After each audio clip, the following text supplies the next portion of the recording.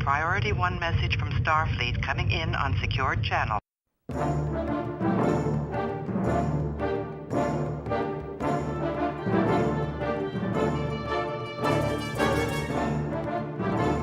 You are listening to the TrekRanks podcast, a member of the Tricorder Transmissions Podcast Network.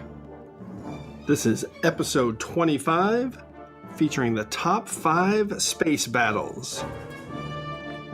Welcome, Star Trek fans. I am Jim Moorhouse, and I am the host of the TrekRanks podcast. And tonight, we're doing it again. We're diving deep into a TrekRanks topic it's a little off the beaten path. You might find this topic way out in the Denorius belt. And tonight, we're doing our top 5 space battles. And who knows, we might just get a mention of the Denorius belt, which is very hard to say, since our 2 guests tonight are very big Deep Space Nine fans. So joining us tonight for our second go-around on TrekRanks are my good friends and the Navarks of the TrekGeeks podcast. It's TrekGeek Bill and TrekGeek Dan, Bill Smith and Dan Davidson. Welcome, independent podcasters, Bill and Dan. I've always wanted to be a Navark. It's so great to be here, man. Thank you. Denorius belt. Haha, I got it right. See, yes, you said it in one try. It's like, help me, Spock. Yes. It's great to be here, buddy. Thanks for having us on again. Navark's just a made-up title, Bill. Sorry. Oh, so there's nothing that comes with that? Do I get a prize? Doesn't mean anything. It's all positional. So. Oh. All right. I'll get you a gold star. This topic is going to be awesome. I've been struggling with it all week coming up my list. So, all right, before we get into that with our diagnostic cycle, let's jump into our quick TrekRanks reset. As our regular listeners will know, general order number 1 here at the TrekRanks podcast is that we love Trek. And we love to rank Trek via some deep dive topics to really just get the conversation started. And as my good friend, the Vulcan Master, likes to remind us each week, the main driver for all the discussion here at the TrekRanks podcast is infinite diversity. In infinite combinations. So, in other words, no wrong answers. It's not about being right or definitive in any way here on the TrekRanks podcast. It's just about sharing the things that we love about Star Trek. So, we love all Trek, from TOS to TNG, straight through to Enterprise and the Kelvin timeline, and now Discovery. It's all fair game here on the TrekRanks podcast. Black alert. Black alert.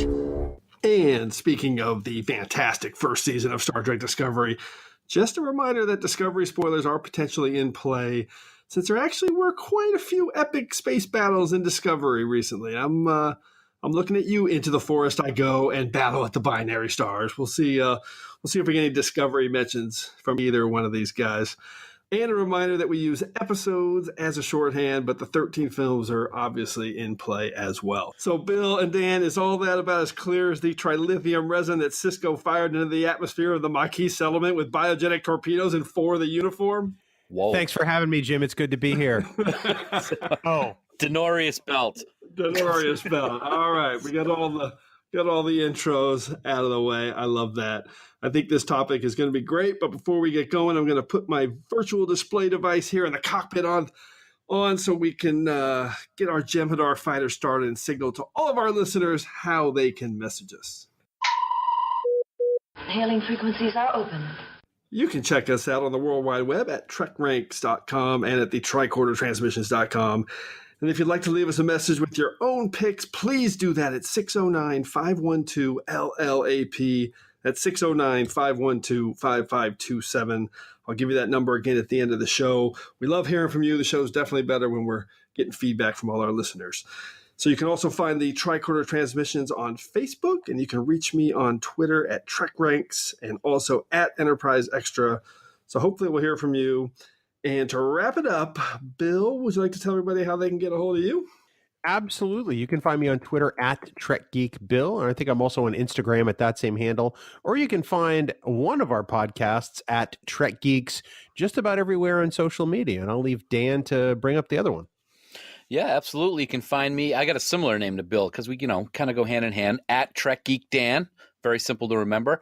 And also you can find us at Discovering Trek for that other kind of fun little podcast show that we have going on. We love that other fun little podcast show you got going on, all about Discovery. All right, let's activate our level 1 diagnostic and get into this show. Diagnostic cycle will be complete in 20 seconds.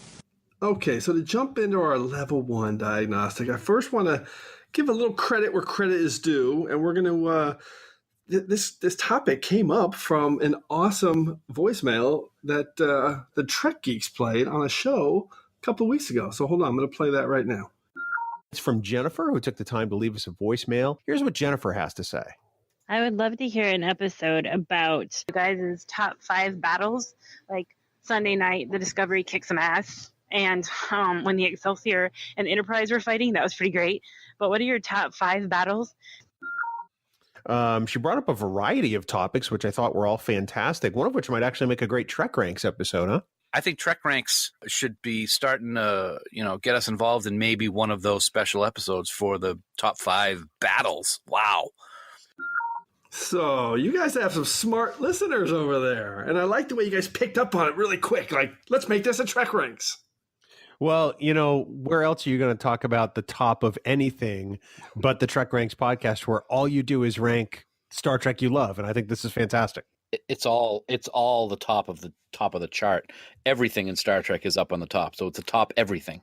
Well said. And I mean, Space Battles was one that was not on my long list. So I keep I'm always really open to people sending in ideas and ideas for different shows and topics, but I got a long list, and usually they're on there already. So this one wasn't on there. I loved it. Right when I heard it, I was like, I'm going to DM those guys and get this scheduled. So, all right. So back to the diagnostic cycle. We're talking about space battles, and how are we defining that? Well, it's basically any episode in which you want to call out at least 2 ships or a ship and a space station, whoever's doing battle. And, from that end, it could literally mean anything. You can go big and broad, like the Battle of Chintaka in Tears of the Prophets, or, something small and subtle, like the showdown at Galundin Core and the Defector, which only a few shots were fired before Picard and Tomalak were squaring off. Or you could do something that, like, I call it Battle by Okudagram, like in DS9's Defiant, where not too many phasers seen, but we see a lot of little blips on the screen, and I love those. Or the Wounded was another one of those. So this field's wide open. So you can pick something, evenly matched, or you could pick a massacre. It's up to you. So if the Enterprise is picking off a few helpless Lycerian ships and Conundrum is your thing, up yours, McDuff. Seriously, that's your thing. Then have at it.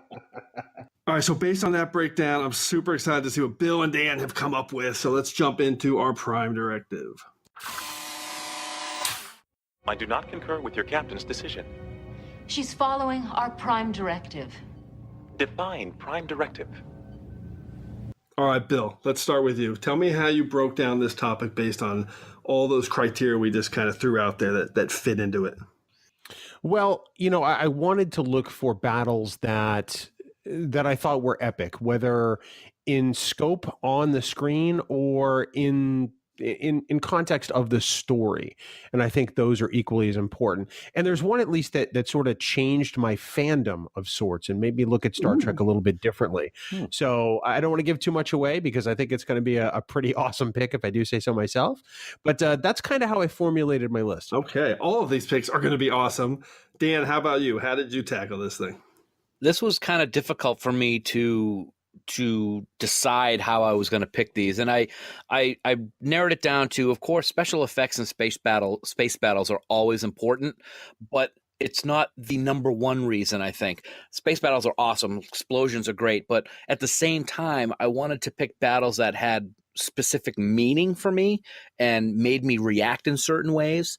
And a couple of the ones in my pick certainly fit that description. So it was a whole bunch mishmash of different reasons for what eventually became my top 5. Were you guys as surprised as I was with how big this canvas was? I mean, I started it was so hard to narrow down. I know I say that every week, people. I know that, but it was rough this week. Well, nobody watches Star Trek for the battles, right? We watch it because we love the world and we love the mindset and we love the philosophy. And the battles are part of the storytelling at times as devices, but there are some that are absolutely epic. And you don't think about it until you have a topic like this presented to you by a listener. And it's really fantastic. At first, I was like, oh, this shouldn't be too difficult. I got a couple ideas. And then I started looking at the entire Star Trek universe and was like, oh, my God, this is going to be really hard. And eventually it just came down to the best ones where, you got both sides just sending their ships. All right. We're only about 10 minutes in and we got to send your ships. I knew it was coming at some point. So, yeah, for me, I started the way I normally do with a massive brainstorm. And then I was thinking, I normally don't do this. I was trying to spread it around where maybe I could have like 5 different series or movies represented. So it wasn't just all huge multi-ship battles. But I couldn't do that. I ended up with a pretty eclectic mix. It's not super representative of the entire Trek 50 years, but yeah, I'm happy with my list. And there's going to be a lot of secondary systems. Let me just say that right now. We had a lot last week on our scenes in a shuttlecraft. We're going to have a lot this week too. So not sure if we're going to have any duplicates on a topic this broad, but if we do, make sure you listen for the Defiant torpedoes, which are pretty damn appropriate for a show about space battles. Oh, yeah. All right, let's do this third emoticon. Let's jump into the order of things. I am a Jem'Hadar. He is a Vorta. It is the order of things. And before we get rolling, just a quick reminder on how we're going to go through the order of things.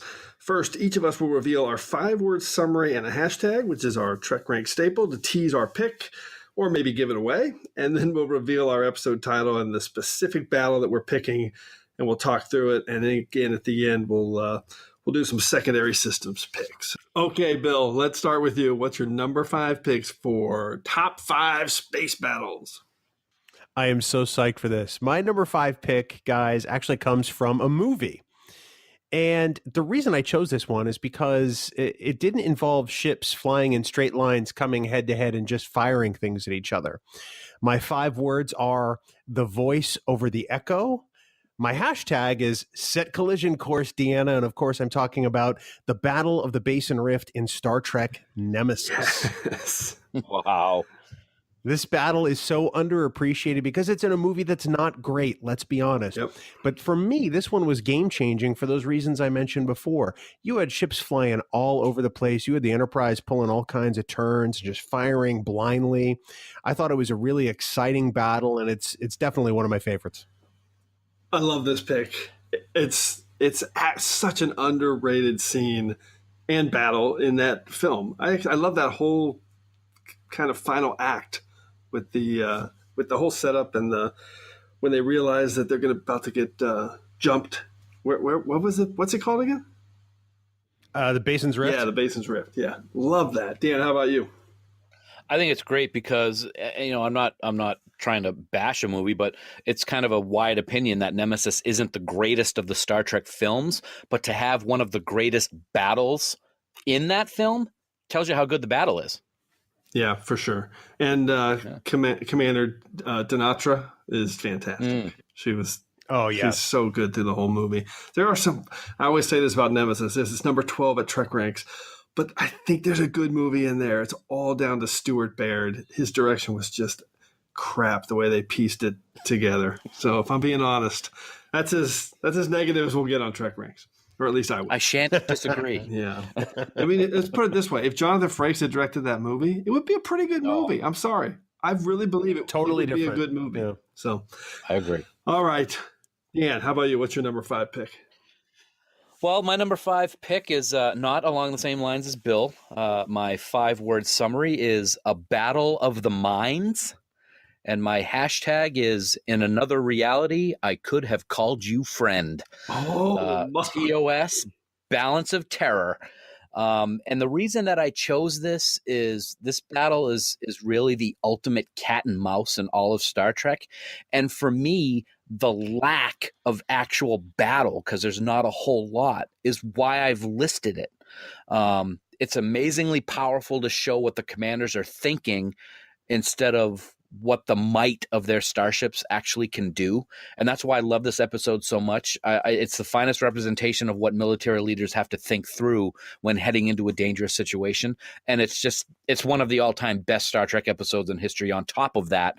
But I love the battle in this. The battle, pretty much the whole episode is kind of a battle when you think about it.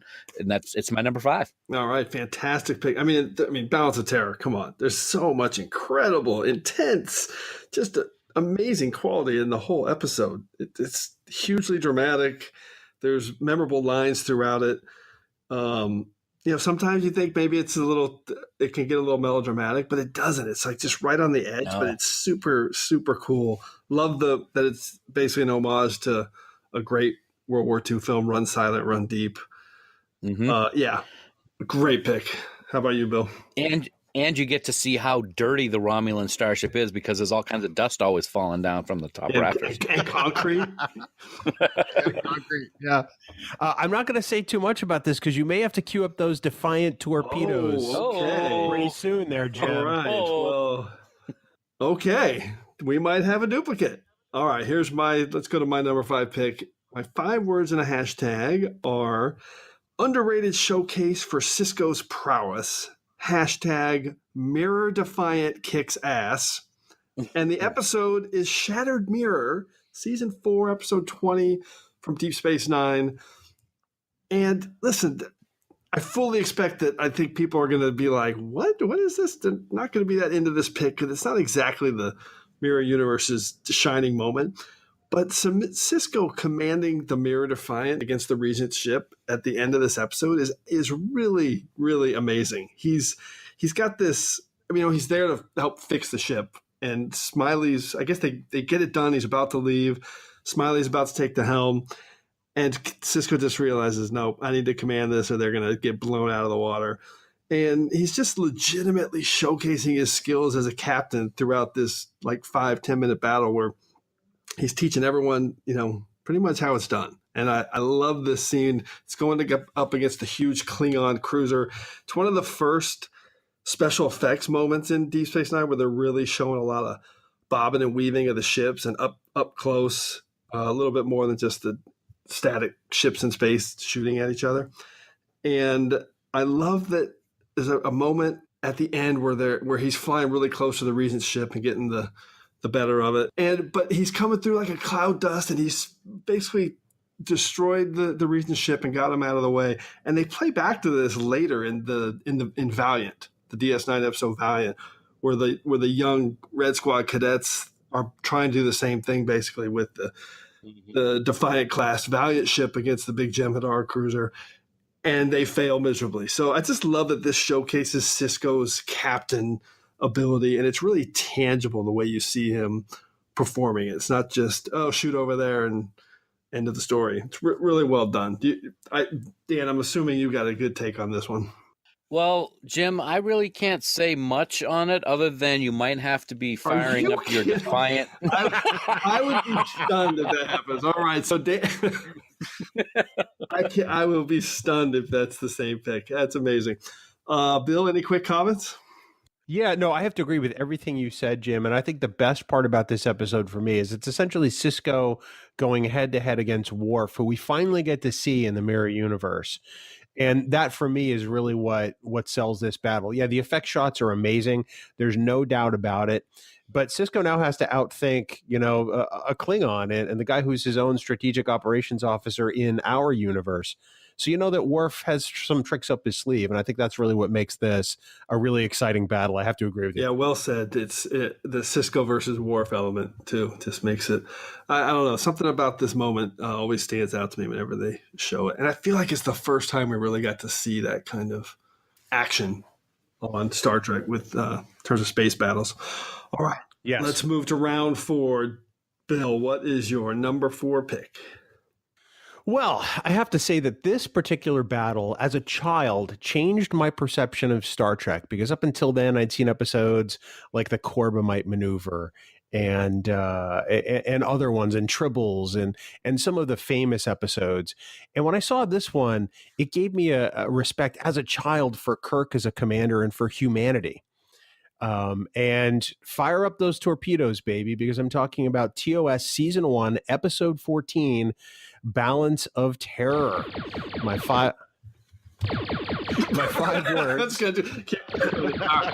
Oh. I think it's worth 3 torpedo blasts. My 5 words are important piece of Star Trek lore. Hashtag I could have called you friend. This one is a submarine hunt from start to finish. I can remember watching all kinds of World War II movies with my dad growing up, and this episode spoke to me on that level. You know, it transcended that genre and brought it into Star Trek, which I was growing to love at that age. And this battle's still one of my favorites of all time. Yeah, can we just pour one out for Robert Tomlinson, everybody? Oh, absolutely. I'll drink to that. Yeah, absolutely. Dan, would you like to add anything about the awesome Balance of Terror? I didn't say it during my segment with my number 5 pick, but Mark Leonard.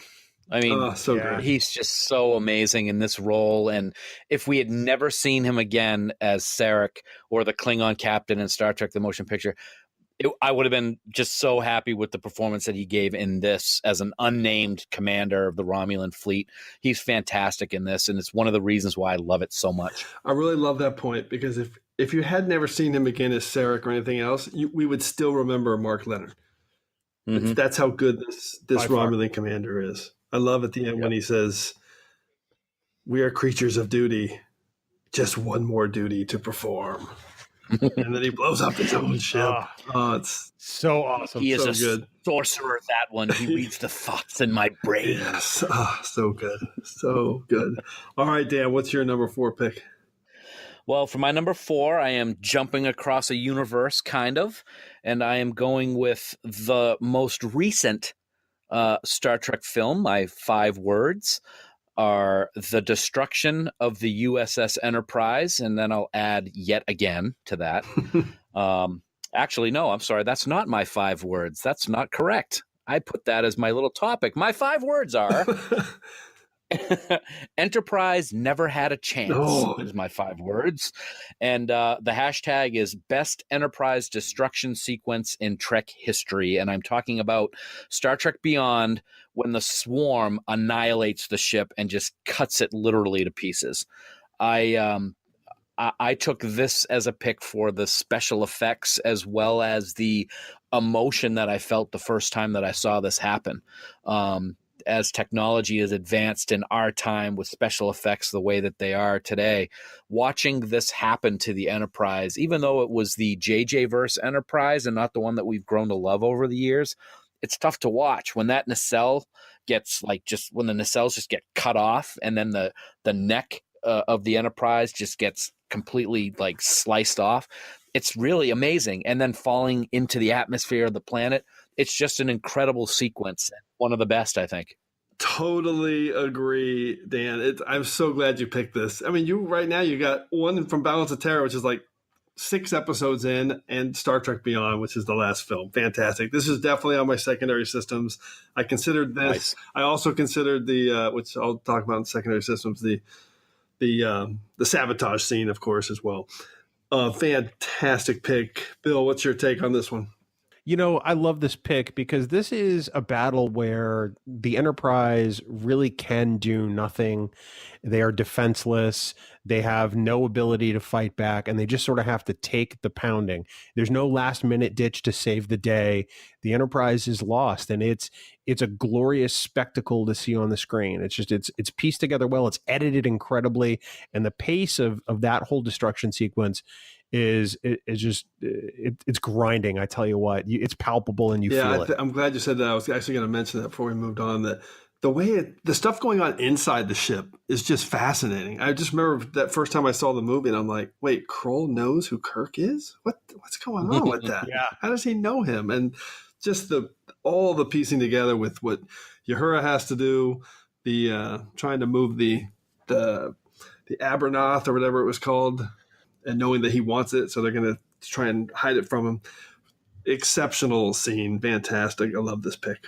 One of the things I was going to add to that, Bill, you made a great point, and it was a no-win situation to the nth degree. One of the things I like the most is when you see that swarm just coming at them, and there's hundreds of thousands of ships, it seems, and they're just trying to pick off one or two at a time with their phasers. It's just like, just put the phasers away, guys. You ain't have a chance of what's going to happen here. So it's just got to be so depressing as Kirk watching this happening of there's nothing that's going to be able to be done to save the situation.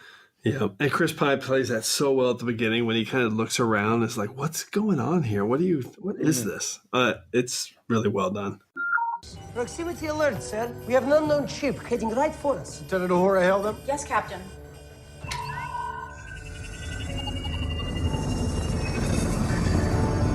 No response. I am picking up some kind of signal. They're jamming us. Magnify, Mr. Sulu.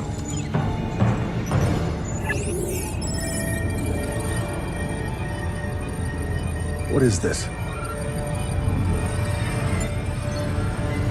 Shields up! Red alert!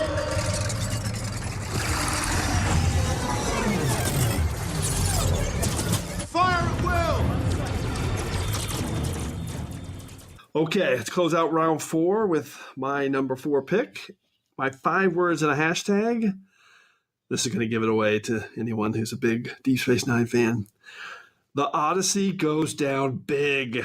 Hashtag R.I.P. Captain Keogh. It's the episode, The Jem'Hadar, Deep Space Nine Season 2, Episode 26. One of my favorites over at my TrekRanks DS9 list. And of course, it's really the first battle with the Dominion is the battle. So I actually teased this pick a little bit in last week's episode because I did think about picking Nog and Jake in the runabout as one of my top 5 scenes in a shuttlecraft. But I knew I was going to pick this as one of my top 5 space battles, so I saved it. And I mean, holy crap. There's not much else to say about how amazing this conclusion to Season 2 of Deep Space Nine is. They set up the Dominion so well. And it's really, I think, at this point in time, it was the biggest, most badass threat we'd ever seen in the history of Trek when the Jem'Hadar just barrel runs into the Odyssey and destroys it. And all of our heroes are watching this Galaxy-class ship go down. So I love it. It's one of my favorites, and I could not leave this moment off my list. Bill, what's your take? This was one of the most jaw-dropping moments I ever had as a Star Trek fan. So, I'm sitting watching this, it's a Saturday night, I've got a potent potable in hand. I'm enjoying the episode. I'm really, inquisitive about this Jem'Hadar thing. And then I see a Galaxy-class starship, something we'd watched for 7 years on Next Gen, just obliterated like it was nothing. And that really drove home how serious the threat from the Dominion was. It's like, wow, if they can take out a Galaxy-class starship like that, how do we defeat these guys? It literally was one of those, epic moments that still sticks with me today as a Star Trek fan. For sure. Dan, how about you? Well, Jim, I'm going to say that there's not really much I can say other than you'll probably be playing your Defiant torpedoes later. Are our lists going to be exactly the same? Jeez. So, all right, before we move on to Bill's number 3 pick in the soup round, I just want to point out, I usually wait to do some stats at the end, but so far, our big Deep Space Nine lovers, and I am too, of course, but Bill and Dan have no Deep Space Nine picks, and I have 2 through 2 rounds. Yeah, but they're number 5 and 4. No, that's dude. fair. Come on. Fair. Okay. All right. We'll see. Let's move into the soup round. Bill, what's your number 3 pick? Well, in the soup round, I'd like a nice bowl of zuppa toscana from the Olive Garden. That would be fantastic. But instead, I'm going to change it up. I'm not going DS9, but I am going to go with a different series that we all kind of love. And I'm going to go with my 5 words first. It's Takuvma gets the band back together. Hashtag we come in peace. And I'm speaking, of course, of Season 1, Episode 2 of Star Trek Discovery, the Battle of the Binary Stars in the eponymous Battle at the Binary Stars. This battle is it's epic, and it sets the course for an entire series. and it changes Star Trek for this generation.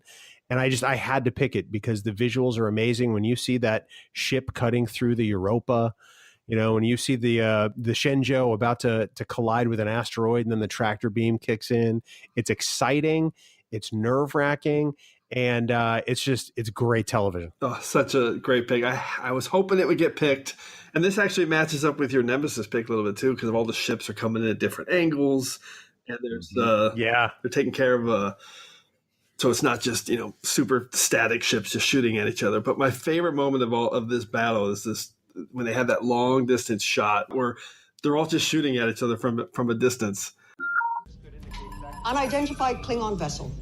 This is Captain Philippa Jojo of the USS Shenzhou. We are on the outermost borders of Federation space. But make no mistake, you and your artifact are in our territory. We regret the situation has resulted in the death of your warrior. We offer you two choices. Leave immediately or open a dialogue with us. Hopefully it is the latter, so that we can re-engage with the Klingon Empire and prove to you that now, as always, we come in peace.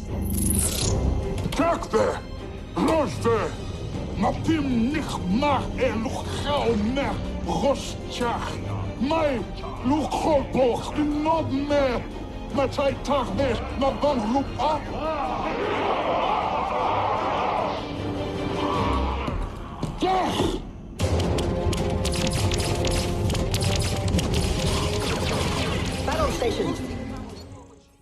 I love that moment. I love this pick. So many great battles in Discovery. Dan, what's your take on this one? You just said it, man. That long distance shot when you see the different Klingon house ships warping into the scene.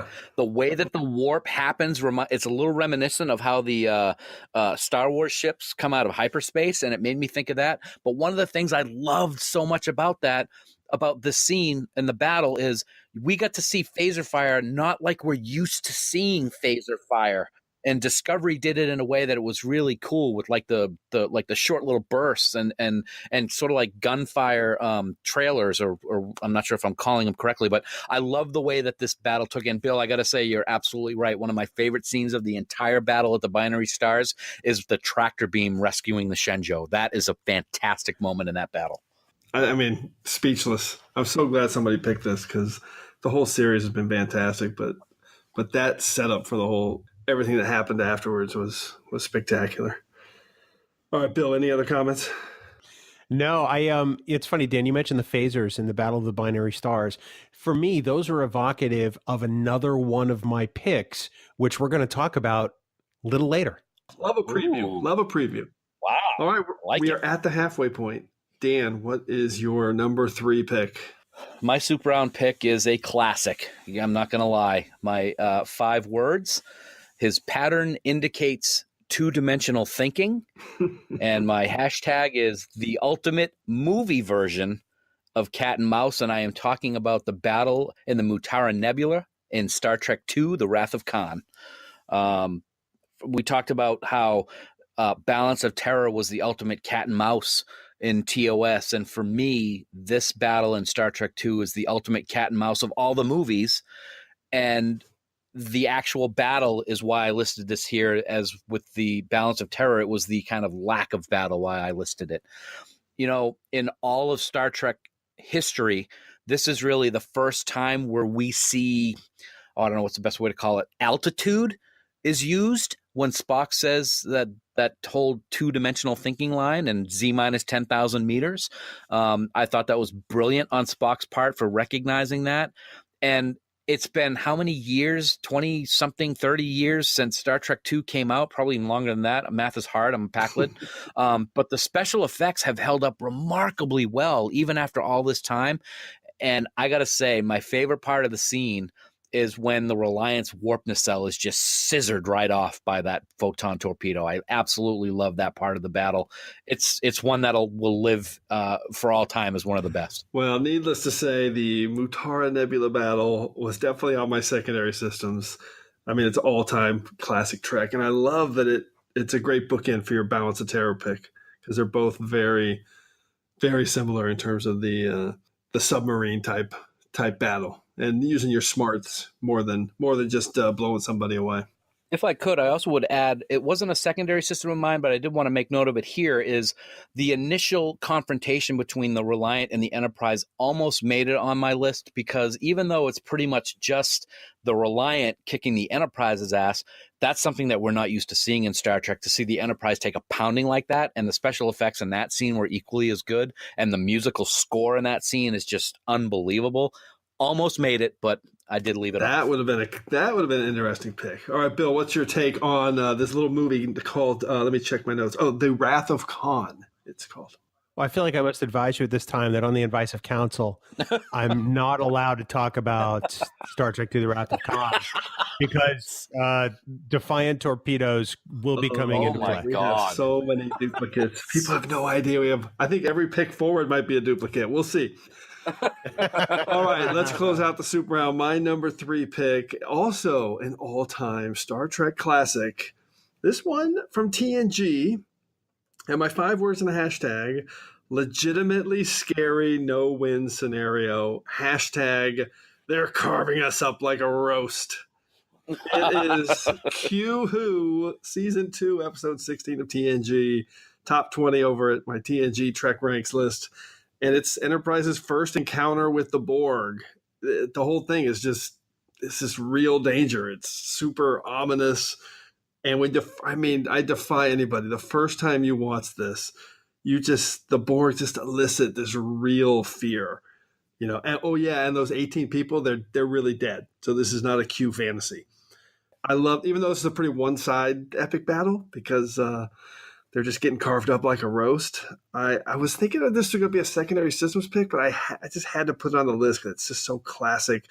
And that is such a defining shot in Star Trek history, that classic model of the Borg laser scalpel pulling that deck out of the Enterprise. Just an amazing bit of sci-fi, special effects work.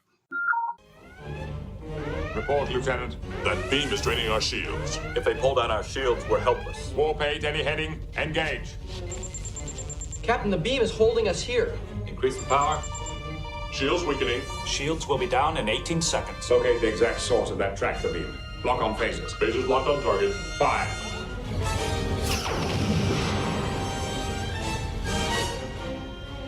They still have us. Shields are down, sir.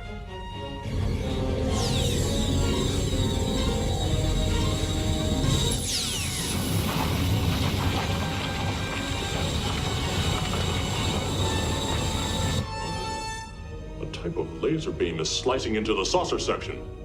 They're carving us up like a roast.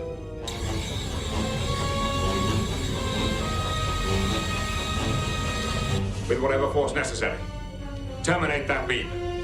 Fire when ready.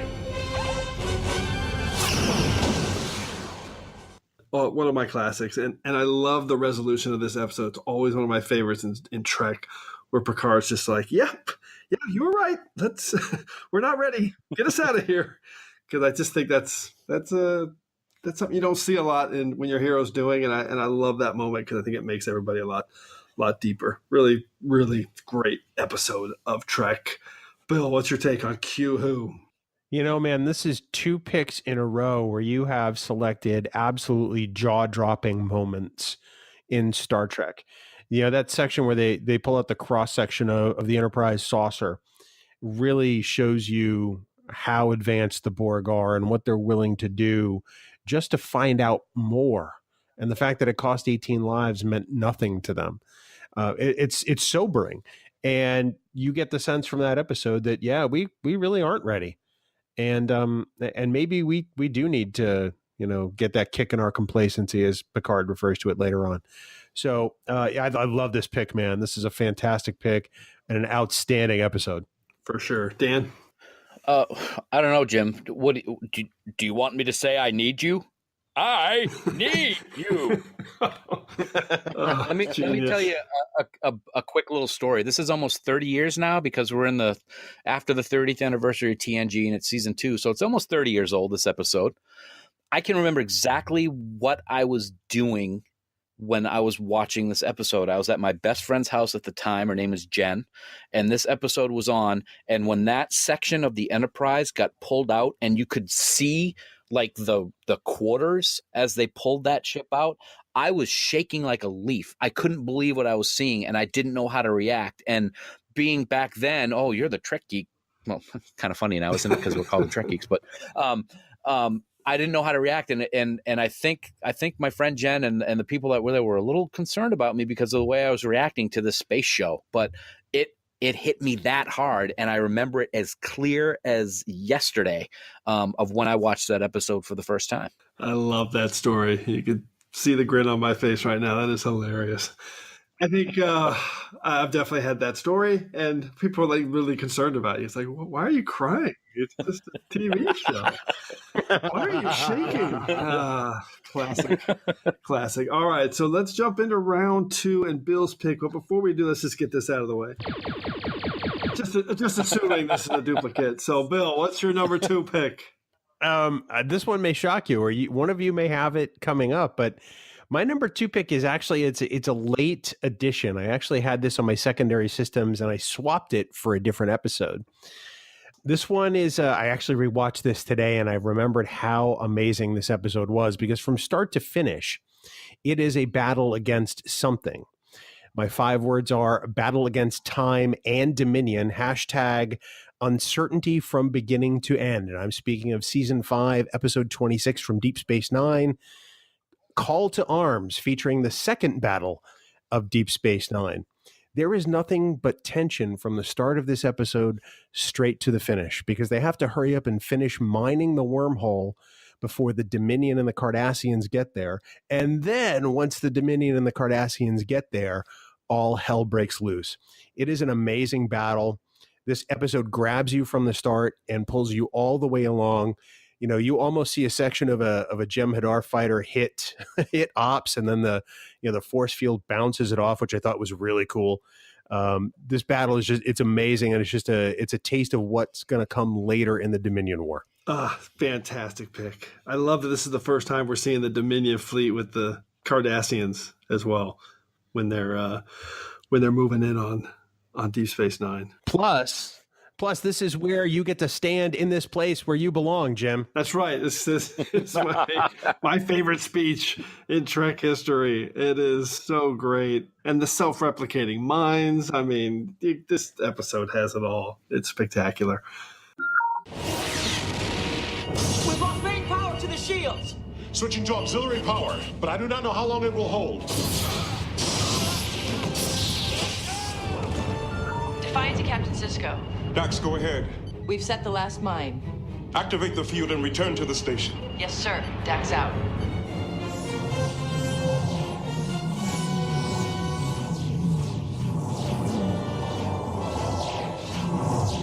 Sir, the minefield. I have eyes, Dumar. This isn't turning out quite the way I planned. It's a minor setback, Weyoon. Once we take the station, we'll be able to dismantle the minefield without interference. Both hope your confidence is justified. Dumar, signal the reserves to prepare for a final assault. Dan, what's your take on Call to Arms? Well, you just said it just then. One of the things I like most about this episode, and it takes place for a little while, is the self-replicating minds. God bless Rom. I mean, because he saves the day with these things, and it's an ingenious piece of storytelling. And I think this is when we really got to see the scope of what this whole Dominion War arc was going to be like. We got glimpses of large fleets of ships, but DS9 took it to a new level, and especially with the Dominion War arc and starting with this episode, it put it on a scale that we had not seen before, and it's just magnificent. I love this pick, Bill. Good job, man.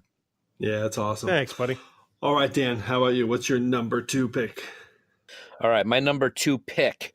My 5 words are quite fond of that ship. And my hashtag is the shot heard round the quadrant. And I am talking about the changing face of evil from Deep Space Nine, where we see the destruction of our beloved Defiant. Yes. With that one shot, the tide of the war just turned on its heel. It was like, oh my God, the initial part of the battle was amazing, and the Federation was kicking ass, and Cisco was so calm, the way that fire, and it was just great the way that things were going. And then that one destruction scene of the Breen ship that gets that final shot off, and it hits the Defiant, and things just go right down the drain. And it's just gut wrenching to see what happens. We've seen the bridge get hit, and tubes falling off the ceiling and smoke and steam flying everywhere. But then they had that pullback, and that ship just got cut in two and then blasted into smithereens. That's one that just punches you in the gut every single time you see it, and I love it. Love it. Yeah, also on my secondary systems, and that moment when we lose the Defiant, it's so painful. But the special effects, just incredible. You can feel them through the screen when the underside of the ship is, when you see the top and you're still not believing that it's gone, that it's going to be destroyed, and then it kind of flips over and you see the bottom. You're like, it's gone. Mm-hmm. It's not coming back. Captain? She's a fine ship. No one will argue with that. But like you say, it's time to go.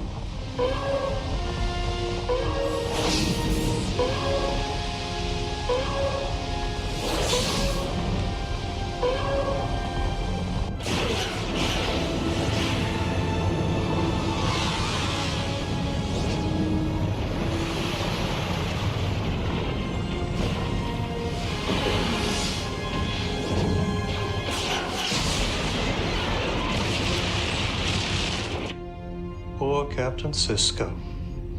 I believe he was quite fond of that ship.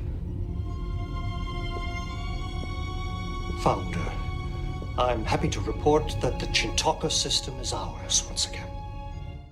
And it winces in pain as that photon torpedoes hitting it. It's magnificent. And then, of course, to add to that, the way that the founder says, let them live, because those are defeated troops that are going to tell the story. The founder is wise. It's just brilliant. And Cisco was fond of that ship. Great pick. Bill, what's your take on Changing Face of Evil? I was fond of that ship. Seeing the Defiant get destroyed was a kick in the junk. I'm not going to lie, because I grew to love the Defiant. It embodied everything that Deep Space Nine was to me. It was bold, it was tough, it was fierce, and it would always get you home, kind of like the Enterprise. And this is the first time in the middle of a Star Trek series where the ship didn't make it home. And that was game changing. So, Dan, this is a fantastic pick. I wish I had thought of this for my list so we could play those Defiant torpedoes one more time. Well, we can play them one more time. I jumped the gun a little bit. We're going to have an all DS9 round here on my number 2 pick. My number 2 pick. Nice. The Dominion, my 5 words in a hashtag. Dominion War officially begins. Hashtag self-replicating minds. It's called Arms. Deep Space Nine, Season 5. So we even have a duplicate in this round. Wow. Called Arms for me. I always knew I'd have one big, huge, epic space battle on my list. And this is the one I chose for all the reasons that Bill said earlier. It's just there's so much tension throughout the whole episode. It builds and builds and builds. And I love the way the minds represent that, where it's like they got to come up with an idea, then you got to get it in place, and you got to make sure you get them activated on time. There's so many layers in this great episode, and it's really the start of the Dominion War, which is the most epic arc. You guys were on our show for epic arcs. Yes, we were. Pretty much in the history of Trek. So, like you said, Rom, he's a mad genius to come up with that. We love that he gets the credit for that. Just one of my all-time favorite episodes is top 10 at DS9 TrekRanks. So, and the special effects 100% stand up, totally stand the test of time. Really, really great episode. They absolutely do. When I watched it earlier today, that was one of the things that was foremost in my mind because, of course, we don't have DS9 in high def. But you watch that battle, and I tell you, it does not suffer from the fact that it's not in high definition. It totally holds up today, and the action really carries the entire episode. Yeah, I have to agree with that too. We talked about it a little bit earlier with Star Trek II, in that you get to see the 3 dimensions, so to speak, with the battle here in Call to Arms, where there's ships flying under the station and over and in between. And Bill, that whole shot that you said of the Jem'Hadar fighter bouncing off the screens is just brilliant. I got to say though, we talked about it a couple times. Okay, so Rom designed these things, cloaking technology and self-replication technology. But the one thing that's always kind of made me scratch my head is how come they had to get them all deployed before they could activate them? Otherwise, they would have imploded on themselves because whatever. Who cares? Make up some technobabble. Yeah, easy. It's easy. Yes. Okay. Yeah. I can. Yeah, but I mean, it's not something that kills a story. But I just always found that funny. But it's brilliant. And to add to that point, later on when the minefield comes down is another amazing moment in Deep Space Nine history. That's equally as good. But Dan, the real reason, of course, is because it's such an awesome dramatic device. It's so cool that they have to get it all in place. They have to click the button, and then you see it all light up. So cool. All right, brother. Movie. All right, let's move to round 1 for our top 5 space battles. Bill, we're starting with you. What do you got? All right, now you want to cue up those torpedoes because my number 1 pick is the battle I have seen more than any other in the whole of Star Trek. I've seen this film hundreds of times, and that is not hyperbole or exaggeration. Dan brought it up earlier. It's the amazing final act from Star Trek II, The Wrath of Khan, the Battle of the Mutara Nebula. 5 words. His pattern indicates 2-dimensional thinking. Hashtag Z-10,000 meters. And it's like you said, it's the first time we ever saw the Enterprise do something other than fly in a straight line. When we discovered the Z-axis in Star Trek, as a kid, as a 13-year-old, it made me go, whoa, that's different. And it added more tension and drama to this incredible space battle in a nebula. Already they're blind, sensors aren't working, they're firing on visual targeting. It is a battle that stands up today as among the best of Star Trek, and for me, it will always be the best. Yes, another double. Fantastic. It's such a. I love it. What more can you say about this film and its place in Trek history and Trek lore? It's fantastic. Dan, anything else to add about the amazing? Let me check my notes. What's it called again? The Wrath of Khan, as it is known. No, we've covered it quite a bit. We don't have very. I think what this tells us is that we all think very much alike on what these battles are to us. And I like the fact that, Bill, you said it. You've seen this hundreds of times, and it's the one that you will always think of as the best. So it shows you the meaning of the battle itself and what it means to you personally. Oh, absolutely. This is, from the time I was a young teenager, this battle said to me, the hero really does win the day, even when the odds are stacked against them higher than they've ever been stacked before. Plus it's Khan. I mean, come on, Ricardo Montalban just totally puts this movie on his back and gives the performance of a lifetime and goes out in a literal blaze. So it's amazing. I can watch this over and over and over again and never tire of it. Well, I was about to say, because the one thing we haven't brought up yet, and you said the hero wins the day, is it's also the death of Spock. So it is. It's so memorable just for that in terms of... There's a cost. And that's the other thing that makes this battle so legendary. It's the one where we lost, the heart and soul of Star Trek. Because, without Spock, there's really no Star Trek.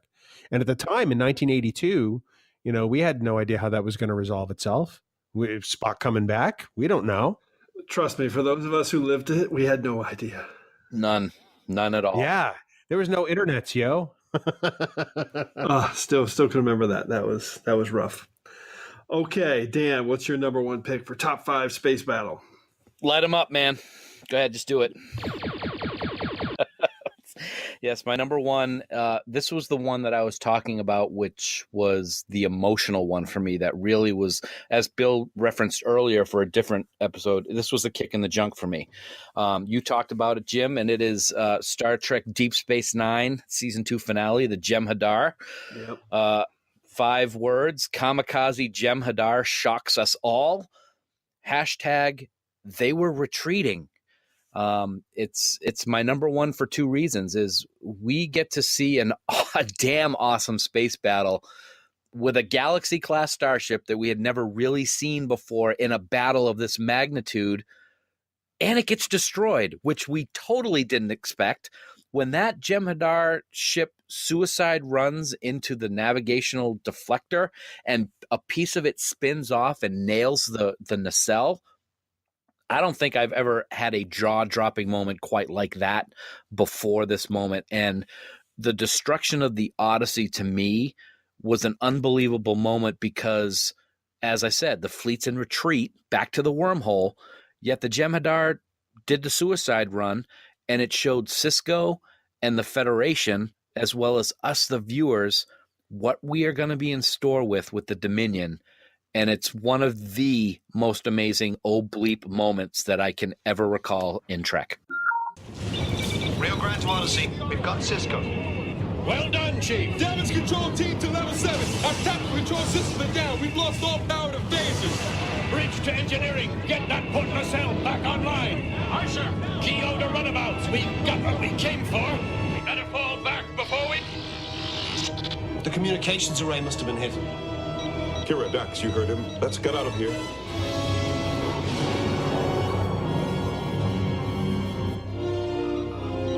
Major, one of the Jem'Hadar ships is making a direct run at the Odyssey. Move to intercept.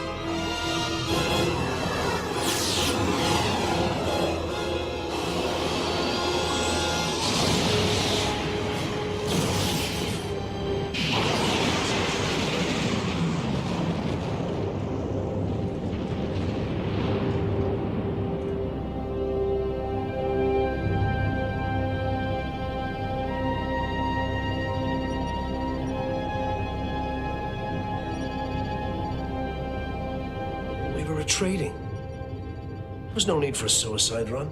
They're showing us how far they're willing to go. I said it before, it's the most amazing setup for a badass opponent. And you said it perfectly. They were in retreat. They're like, all right, let's get out of here. Let's pull ranks, and boom.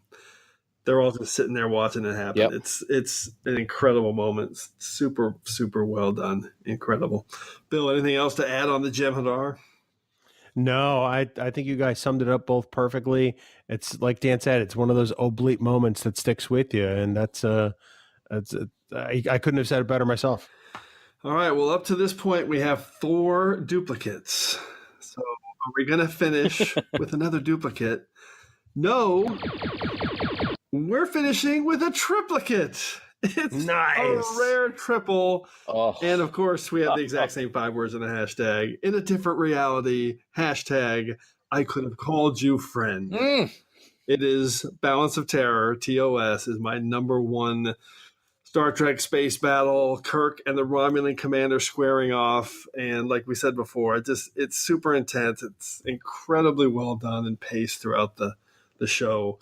And you have so many of these big moments, with Styles and leave your bigotry in your quarters, and the back and forth dialogue with the Romulan commander and Kirk, and the mutual respect that they create. And one of my favorite moments is a real soft moment where you're getting to know the Romulan commander, and he dresses down one of his subordinates, and his old centurion says, hey, he has friends, and they're the kinds of friends where, power is danger. And the Romulan commander just says, Danger and I are old companions. I love the script for this episode. I love the drama they build up.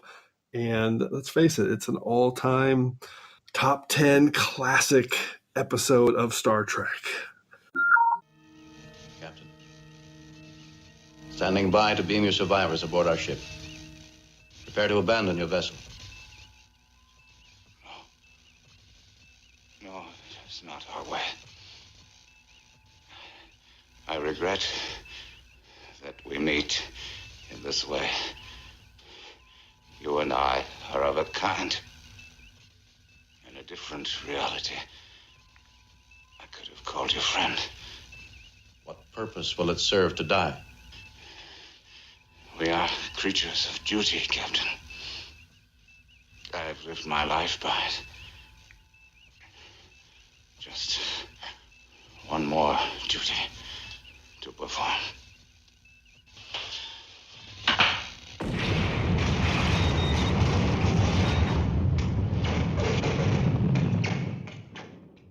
Balance of Terror, which all three of us have picked. So anything else to add on that one, guys? You know, it's one of those episodes where the bad guy, and I use loose quotes on that, isn't really a bad guy. You know, in so many shows of that era, and even the movies of today, there's always a big bad, you know?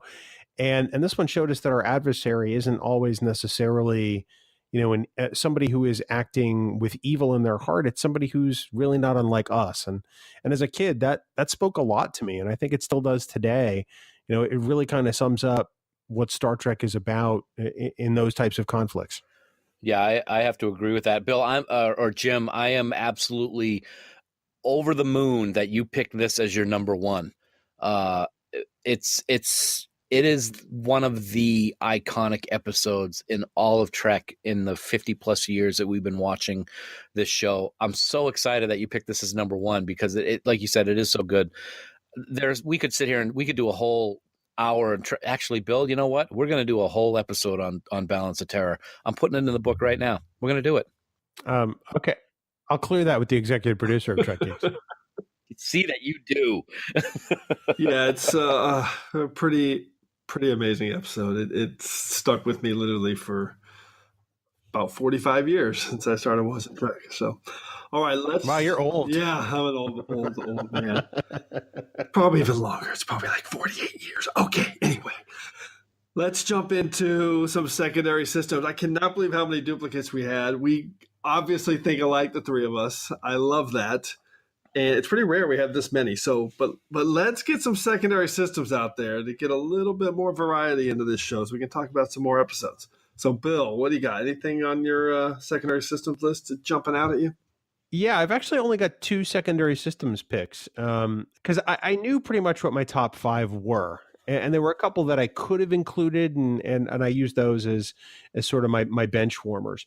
And the first one I'm going to say is Voyager Season 4, Episode 9, Year of Hell. Great. And that's because the entire episode is one long battle. And Annorax is using time as a weapon.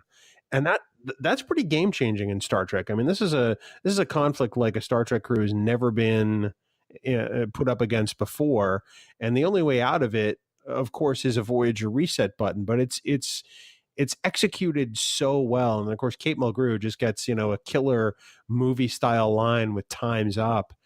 It's an episode that works all around, and for somebody me who is not as huge a Voyager fan, this is an outstanding example of a great battle. That's great to get some Voyager in there since we didn't have a Voyager or Enterprise pick. So I love that. All right, any others? I've got one more. The one that was originally part of my top 5 and got relegated to secondary systems is actually the first battle of Deep Space Nine from Season 4, Episode 2, The Way of the Warrior. And I call it Episode 2 because it's the second half of that two-parter, and in syndication they broke it up into a two-part episode. My original 5 words in a hashtag was more than 5,000 torpedoes. Hashtag this old cat may not be as toothless as you think. All those system upgrades to Deep Space Nine, and nobody knows a thing about it, as a viewer until you get to that scene in the episode. And then all of a sudden, all these weapons arrays and photon launchers just come out of all kinds of places on the station and just start carving up the Klingons. And it was amazing. I love that. So those are my 2 secondary systems picks, 2 solid episodes, which easily could have been in my top 5, but I'm glad to show them some love here in this section. Yeah, and Way of the Warrior, it's a great point about the systems upgrades. That it was such a great surprise moment when they started flying out there. I think this is going to be a popular pick from listeners sending in their list. So, Dan, how about you? What's on your secondary systems? I actually have 3, and Bill, I got to say, Year of Hell almost made my top 5. I love that episode. The entire episode, like you said, is one big battle, and the whole idea of using time to make the changes was great. But I digress. I have 3 secondary system choices. My first one was the destruction of the USS Kelvin at the beginning of Star Trek 2009. This was the first time that we had seen this type of J.J. Abrams, I guess I'll say J.J. Abrams was brilliant with having this new chapter of Star Trek open the way it did, with the space battle, with the turning cameras and the lens flare, whether you love it or hate it, and just the way that the camera was following the weapons as it came towards the hull of the Kelvin. I thought it was a brilliantly done sequence and really kicked off the reboot of Star Trek with a tremendous bang. I just love that. That was on my list too, as well as Sabotage scene from Star Trek Beyond. But actually, I had like 3 from 2009. It was of course, that scene with the Kelvin. I love when they come out of warp and there's all that destruction around Vulcan, which is really cool. Mm-hmm. And I actually really like the end where the Enterprise comes flying in to save the day when the Narada is trying to destroy Earth and guns are blazing. So a lot of good moments from the Kelvin timeline for sure. All right, what else? This actually was originally in my top 5, and I bumped it out. It was Star Trek First Contact, the first battle near Earth. My original 5 words was "That's a tough little ship," and hashtag "prepare for ramming speed." And the thing I loved about this battle is we've seen the battle with the Borg before, but never in this scope, with all of these starships. And when the Enterprise, you see the size of the Borg cube against the Defiant when it's about to destroy the Defiant, and then the Enterprise swoops in between the two, and you get to see the sheer size of these ships when you look at how small the Defiant is against the Enterprise E. It's really, really awesome to watch, and it's a scene that I never get bored with. I absolutely love that scene. Yep, tough little ship. That was definitely on my secondary systems too. Yeah. And my final one is one that you have already talked about, Jim, and that is in Shattered Mirror, the battle against the Regent with the Defiant. And the reason why I like this one so much, and it made my secondary system, is as the Defiant is swooping around and taking shots at the ship, and it's really close to the ship itself, it reminds me of my old days when I first started playing video games on a computer, and I had Star Wars X-Wing, one of the all-time best PC flight simulator games, and it reminded me of when I would be flying my X-Wing alongside the surface of a Star Destroyer or the Death Star. And when I saw that for the first time on Deep Space Nine, that is exactly what I thought of, and it sticks to this day. Well, I obviously love that one since it made my list, but that's the first time they really had those kind of effects. It's pretty amazing. Mm-hmm. All right, let me rattle off a few here, and then we'll close out secondary systems. First, little more love to Discovery. So Into the Forest I Go when the Discovery's hopping around the sarcophagus ship is so amazing when it's doing the 133 jumps. And then when they figure out where they are and the destruction of the sarcophagus ship is pretty amazing in terms of effects.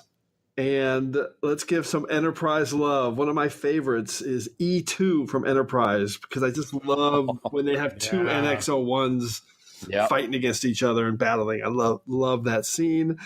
Also from Twilight, when the Xindi win and blow up Earth and destroy the Enterprise over and over. That was rough.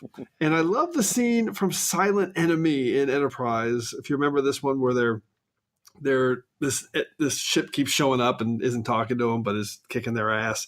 And they're trying to figure out how to get their phase cannons installed. And they have the power surge, and they blow up. First, he blows up the top of a crater on a planet, and then they realize they've kind of been sabotaged, and they realize, maybe we can use that against these guys, and they really fire away. I love that moment in Silent Enemy. I also keep mentioning the Wounded because acoudigrams are fantastic in that episode. You don't see a single phaser fired, but the tension of those space battles is amazing. I had the Ultimate Computer Remastered Edition because the job that those guys did, Dave Rossi and his crew did on remastering the Ultimate Computer and all those Constitution class ships fighting each other is incredible.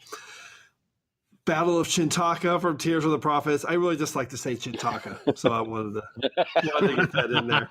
And in honor of the Mutara Nebula, we have Starship Down, which is another great kind of nice cat and mouse submarine type episode. All right, and then 2 more special shout outs. First to the Kazon. Yes, that's right, Bill and Dan. You heard me right. I love maneuvers where it's a pre-Star Trek Beyond piercing of the Voyager hull when they fire in one of their pods or whatever, and then they get on board and they steal some Voyager tech. And I like Basics where they set it up really well, where they're pecking at their secondary command processors over and over again until they go offline. Then they capture Basics and they can't signal for the self-destruct, which I thought was really clever. So I actually like what they did with the Kazon in that second season of Voyager, but I know I'm in the minority amongst my 2 guests tonight. Yeah, I would have to agree with that. You put Kazon in any list, and you are now my Captain Dante. Yeah. Oh, excellent callback. Excellent. Although, Jim, I have to call you out on something because there's a word you've mispronounced now several times during this episode. And I believe the correct pronunciation is sabotage. That is true. We will go with the Shatner pronunciation of sabotage. Sabotage. Okay. Oh, and there's one more episode. It's like this relief tactical officer was firing the phasers at some Vulcan. Goodbye. All right, we're moving on to our regeneration cycle after that awesome discussion. Computer, activate regeneration cycle. Alcoves beta and gamma. All right, let's recap our top 5 picks. Bill, run down your list again. Sure thing, Jim. At number 5, I had the Battle of the Basin's Rift from Star Trek Nemesis. The number 4 spot, I had the original series, Season 1, Episode 14, Balance of Terror. At number 3, I had Star Trek Discovery's Season 1, Episode 2, Battle at the Binary Stars. My number 2 pick was Deep Space Nine, Season 5, Episode 26, Call to Arms. And then in the number 1 spot, I had the legendary Battle of the Mutara Nebula from Star Trek II, The Wrath of Khan. Lots of carnage on that list, Bill. Lots of carnage. Lots. That's the way I like it. All right, Dan, how about you? Run down your 5. Absolutely. My number 5 was the TOS episode Balance of Terror. At number 4, I had the destruction of the USS Enterprise by the Swarm in Star Trek Beyond. My number 3 pick was, as Bill just mentioned, the battle in the Mutara Nebula from Star Trek II, The Wrath of Khan. Number 2 pick was the destruction of the USS Defiant in the Changing Face of Evil. And my number 1 pick was Star Trek Deep Space Nine Season 2 finale, the Jem'Hadar, with the destruction of the Galaxy-class Starship Odyssey. Oh, such a great list. Also a lot of carnage. Maybe there's a theme with the space battles. Space battles can do that, yes. All right, my top 5. My number 5 was Shattered Mirror from Deep Space Nine when Cisco commands the Mirror Defiant. Number 4 was the Jem'Hadar, the first battle with the Dominion.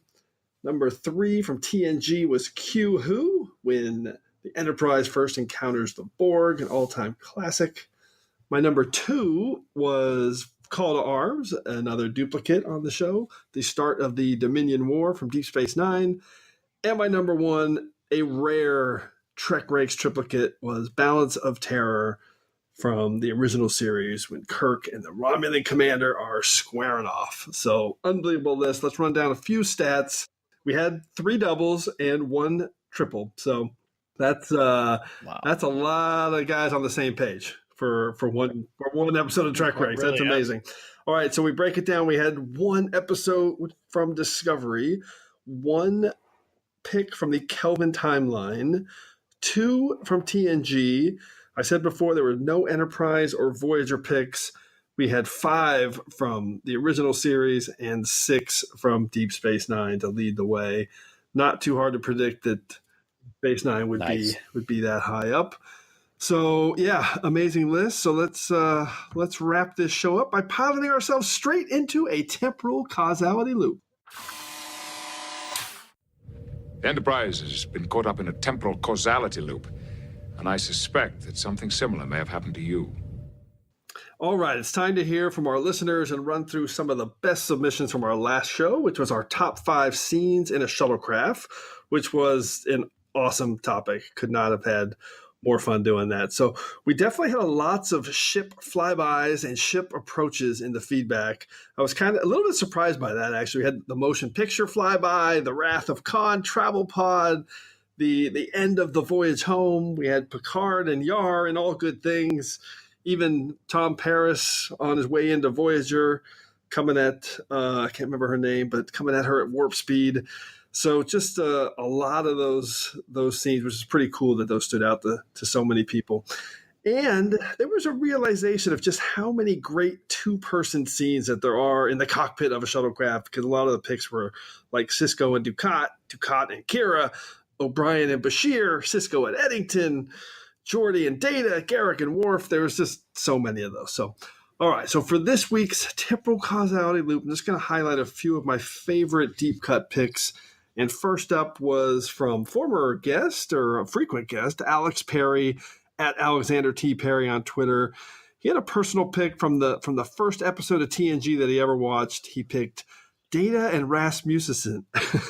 Data, easy for me to say. You get your imitation ready here, Dan, because I know you got one. Data and Rasmussen from A Matter of Time, which was the first Trek episode he ever watched. So I like that pick. That was a pretty cool moment at the end when they're in his time travel pod. I got nothing. You don't have a Rasmussen? Oh, okay. Oh, come on. All right. Everybody dies. That's pretty good. That's pretty good. Just a question of when. Get your Kivas Faggio ready, because our next pick was from Robert, Lord Commander of the Pacers at Phil Stalkers, and he had Data's fake death on the most toys. The bastard. I bet you he went through great effort to bring that here. So good. And then from Trek Fan 4387, our good friend Bill Mann, he had T'Pol consulting Reed on the loss of Hawkins in the Council, which I love that pick. That is a serious deep cut when one of the Makos gets killed at the end of the Council. And from Trek Fan Rick, Lower Pylon Rick, he chose so we had a couple of mentions of Lethe in the episode, and he actually chose the scene where Tyler was warned by Lorca, the mirror Lorca, to make sure to come bring the ship back in one, or bring it all back in one piece, but it was her, not the ship. Love that. He had a hashtag. Oh, he has 5 words in a hashtag where Tyler warned to take care, hashtag she won't get a scratch. So that was an awesome pick that he went that angle on Lethe. And then the last one, we have to mention it. I'm so glad somebody picked it. I don't think we ended up mentioning it much on the show, but it's from the Borg at Star Trek 1701. No vowels, and the is spelled TEH. I don't know. Oh, yeah. Love him. And he had one little ship. His 5 words in a hashtag, story of a little ship, hashtag which took a little trip. And that is an awesome shuttle pod episode, to say the least. I got to admit, Jim, I am behind, so I haven't listened to the full episode yet, but I got to ask you, 2 pop into my head immediately. Yeah. One of them because it's a very emotionally powerful scene, although it's not a very probably remembered scene, and that is with Sito Jaxa with the Cardassian right before we find out that she got killed while trying to perform her mission. You're the first person to bring that one up. That's a great pick. That's the first thing I thought of, because it's so powerful. So sad. I was so upset to see that character die in the series, because she would have been great. I would have loved to see her on Deep Space Nine. And the other one that pops into my head is because it shows the relationship between the 2 characters, is the beginning of the Ascent with Worf and with Odo and Quark, just bitching at each other back and forth the entire time. Exactly. That's just another great example of the chemistry between those 2 characters. Yes, the lip smacking did come up. It was a secondary systems pick, but that was an awesome deep cut. I just have to say that if nobody picked Pulaski and Styrolite in a shuttlecraft, then I'm not even listening. Wow. No, nobody has brought up Pulaski and the Styrolite. That is another awesome deep cut pick. Excellent job. Thanks for joining us in the temporal causality loop and helping us get out, Dan and Bill. All right. So as always, I want to thank everyone for all the great responses to TrekRanks. Just keep those lists coming to me on Twitter at TrekRanks. We can retweet them, but we also want to hear from you. So put together your own list of top 5 space battles. Give us a call. Tell us your list. It's easy. Call us at the Tricorder Transmissions at 609-512-5527. At 609-512-LLAP, and we can get your list on the show. Hopefully we'll hear from you so you can be featured on the next episode of TrekRanks. And on the next episode of TrekRanks, we are jumping into a new ongoing series that we're going to start, and it's called TrekRanks Underrated. So our first episode is going to be our top 5 TOS underrateds. And we're going to have a little bit of structure to that. So basically we're going to have different rounds, and we're going to look for underrated actor, underrated character, of course, underrated episode. So Trek Geek Bill and Trek Geek Dan, anything jumping out at you guys right away that you might immediately include on a list of top 5 TOS underrateds? And by the way, if you pick Trouble with Tribbles, then you're just not doing it right, because that's not underrated. No, I'm going to pick Spock's brain. Okay. That's a fair pick. It is definitely proof that we think way too alike, because the very first thing, it's one of my favorite TOS episodes. I love Spock's brain. Oh my God. I love it. Brain to brain. What is brain? So I would, if I had to pick another one, I would pick And the Children Shall Lead. No, I wouldn't. Don't worry. No. Show's over. We're canceling. Hey, Jim, I got a question for you. About a possible topic for later, and I thought I'd bring it up on the show just to get your initial thoughts by dropping it right on you and getting your first reaction. I will let you know if it's on the long list, but go. We all love Trek, and there's no wrong Trek, but have we ever come across the possibility of talking about the worst guest appearances on Trek?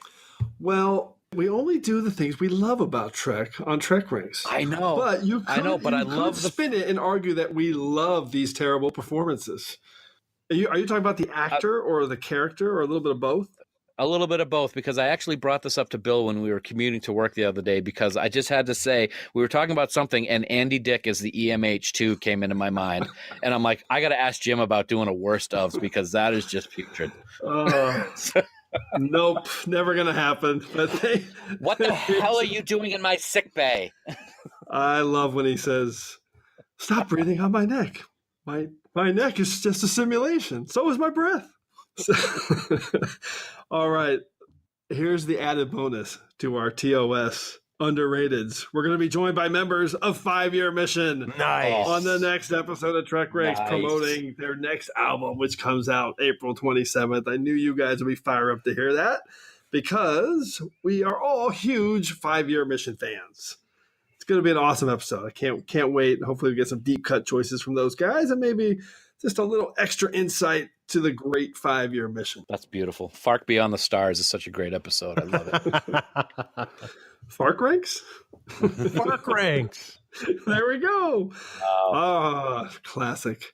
All right, so we're going to cut out Dan's reference of the top 5 worst guest appearances. Holy crap, that's never happening.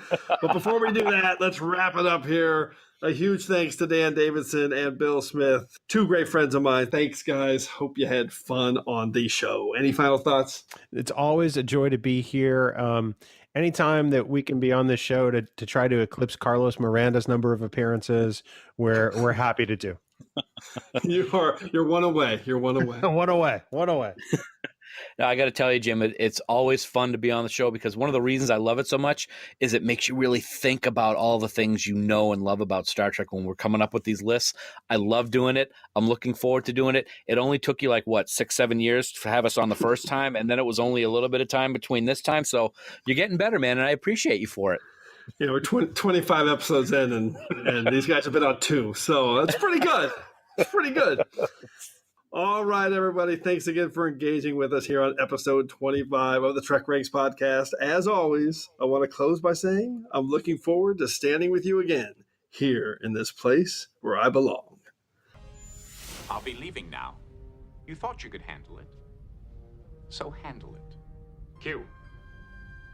End this. Moi? What makes you think I'm either inclined or capable to terminate this encounter? If we all die here, now, you will not be able to gloat. You wanted to frighten us. We're frightened. You wanted to show us that we were inadequate. For the moment, I grant that. You wanted me to say, I need you. I need you!